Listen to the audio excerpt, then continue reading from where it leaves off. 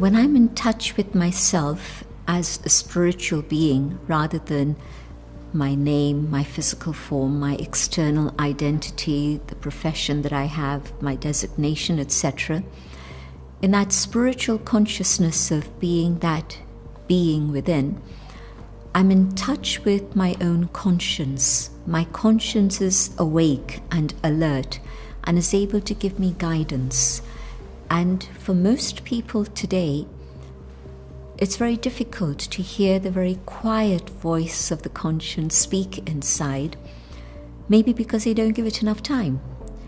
Because you need to let your mind become quiet, otherwise the mind is like the chattering monkey that's on and on and on. And of course, all the things that we're surrounded with, all our devices are adding to that non-stop flow of information.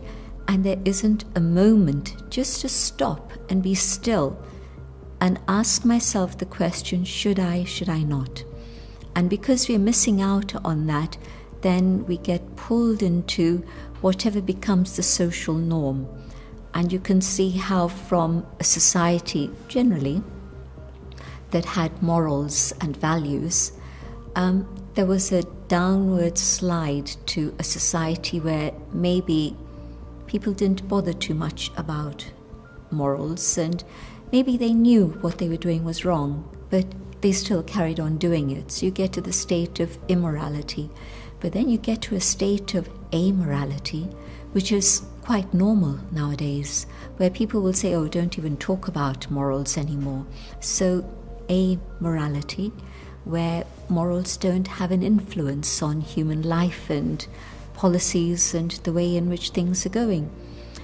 And so definitely the moral compass, the conscience, awakens through silence, through spirituality, knowing myself. And that's also the guideline that gives me the principles on which I work within my field of expertise, my profession, the policies we create. You see some of the debates that go on in the world, and there's a long list of them. And we're not really looking at the values that are innate to human beings. And so we're going totally against that in so many different situations. Maybe it's a question of building more and more casinos. Maybe it's the question of lowering the age of consent. Maybe it's the issue of racism.